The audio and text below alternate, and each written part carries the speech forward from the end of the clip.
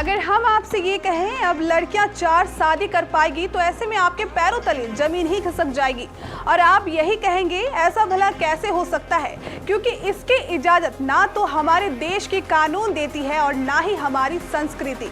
लेकिन ये सच है कि भारत में लड़कियां 4 शादियां कर रही है। आखिर कौन सा है भारत का वो जगह जहां लड़कियों को 4 शादी करने की है आजादी? कब से शुरू हुई ये प्रथा? आखिरकार क्यों नहीं उठाई किसी ने इस कुप्रथा के खिलाफ आवाज? कैसे करती होगी यह लड़कियां 4 पति को मायने? क्या इस जगह के साथ साथ पूरे भारत में भी ये प्रथा शुरू हो जाएगी? चलिए हम आपको इस खबर में बताते हैं। नमस्कार, मैं हूं आपके साथ शिल्पी और आप देख रहे हैं केबीसी न्यूज। भारत के इस गांव में एक महिला 2 या 2 से ज्यादा पुरुषों से शादी कर सकती है। यही नहीं, बेटियों को पैतृक संपत्ति में हिस्सा भी नहीं दिया जाता।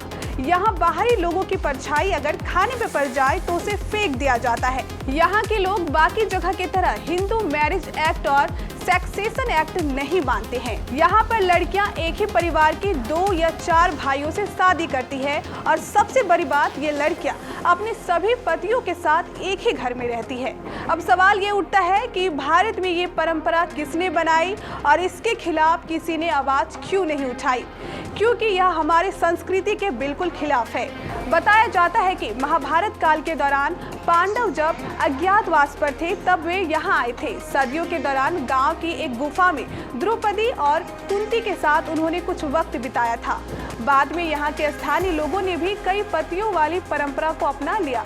इसे स्थानीय भाषा में घोटुल प्रथा भी कहते हैं। अब सोचने वाली बात यह है कि एक लड़की 4 पति को कैसे मैनेज करती है। शादी के बाद अगर कोई भाई पत्नी के साथ कमरे में है तो वह कमरे के दरवाजे के बाहर अपनी टोपी रख देता है, जो इस बात की पहचान है कि पति पत्नी एकांत चाहते हैं।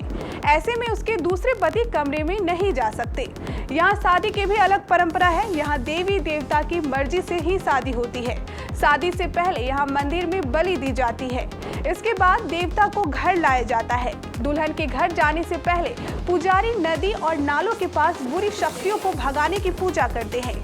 शादी से ठीक पहले दूल्हा दुल्हन मंदिर में पूजा के लिए जाते हैं।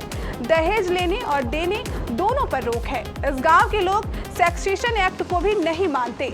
गांव के ही एक लोग ने बताया कि छिटकुल की परंपरा के मुताबिक लड़की का पिता की संपत्ति पर कोई हक नहीं होता, ना ही उसे हिस्सा दिया जाता है। जिस परिवार में सिर्फ लड़कियां हैं, वहां सिर्फ कुंवारे होने तक ही लड़कियों को पिता की संपत्ति का इस्तेमाल का अधिकार दिया जाता है। शादी के बाद सारी प्रॉपर्टी सबसे नजदीकी रिश्तेदारों को ट्रांसफर कर दी जाती है। पॉलिनरी सिस्टम, एक से ज्यादा लाइफ पार्टनर होने के कारण एक पिता के निधन के बाद दूसरे पिता को संपत्ति ट्रांसफर हो जाती है और उसके निधन के बाद उसके बच्चों को प्रॉपर्टी मिलती है। यहाँ के लोग पुलिस और अदालतों पर ज्यादा भरोसा नहीं रखते हैं। 59 साल उम्र होने के बावजूद वे आज तक पुलिस स्टेशन या अदालत नहीं गए। बॉर्डर एरिया होने के कारण पुलिस सिर्फ पेट्रोलिंग के लिए ही आती है। यहाँ पर भेड़ बकरी पालन और खेतीबाड़ी ही इनकम का बड़ा सोर्स है।